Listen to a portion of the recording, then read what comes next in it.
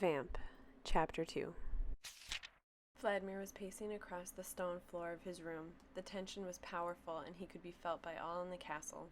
How could she have evaded him for all these years? It baffled him that for so long she hadn't slipped up and given away her location. Furthermore, it infuriated him that none of his scouts could keep track of her.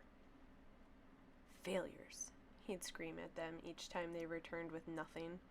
All he knew was that he wanted Gretchen back, and he was willing to go to extreme lengths to find her and teach her a lesson. Vladimir lived in his castle in old Transylvania. There was something about the stone walls, lack of electricity, and coldness of the place that made him feel like he was back in the 1400s.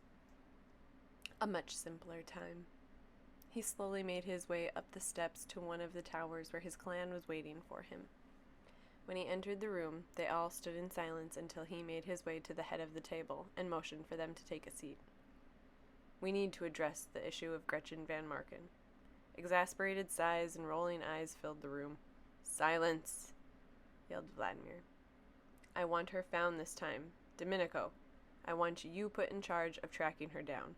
You will do everything in your power to find her. Is that clear?" he said, looking at Dominico.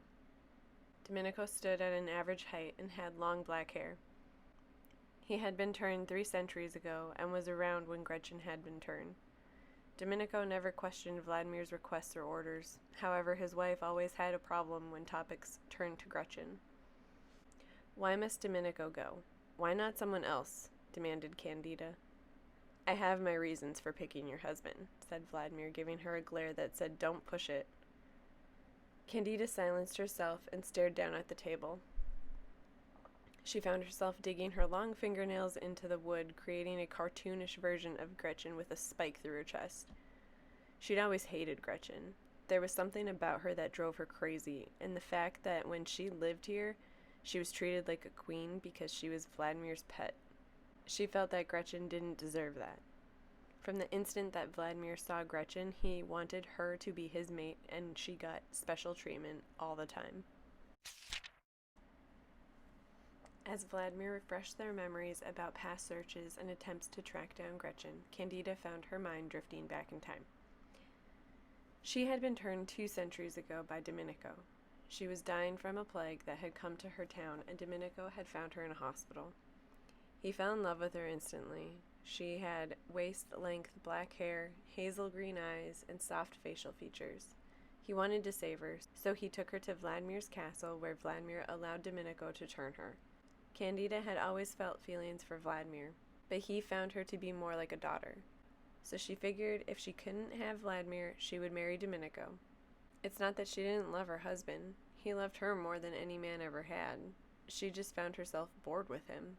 "I have your permission to use any means necessary," Dominico asked Vladimir, dragging Candida out of her thoughts. "Yes, you may use force, threats, murder, or anything you have to do to get her back home," replied Vladimir. "I would also like a weekly report of your findings. Even if it's a tiny piece of information, I want to know about it." "Why do you want her back so badly? She obviously doesn't even love you or appreciate anything you did for her," Candida said tartly before she could decide to keep her mouth shut. "Enough!" Vladimir screamed and slammed his fist down on the table. The sounds reverberated off the walls, and no one moved until the echoes had quieted. "I have my reasons, and they are only mine to know. You do not question my orders. Do you understand me?" "Yes, sir," said Candida, feeling ashamed. With a wave of his hand, Vladimir dismissed the group and sat there in silence with his thoughts. A vampire maker has a special hold over their child vampire, so to speak. There's a strong bond that connects the two right below the heart, like a ball of pressure that can only be felt when the 2 vampires are close to each other.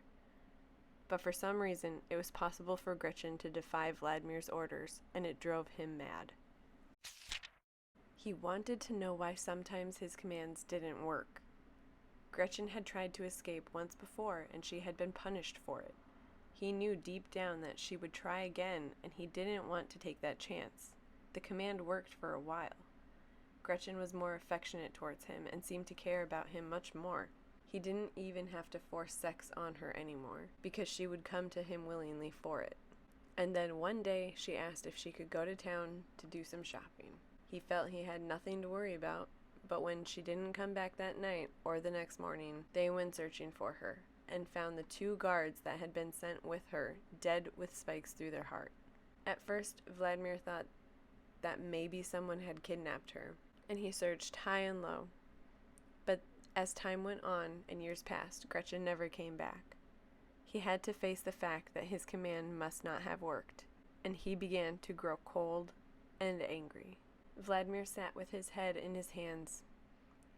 He did care about Gretchen. He loved her according to what his definition of love was.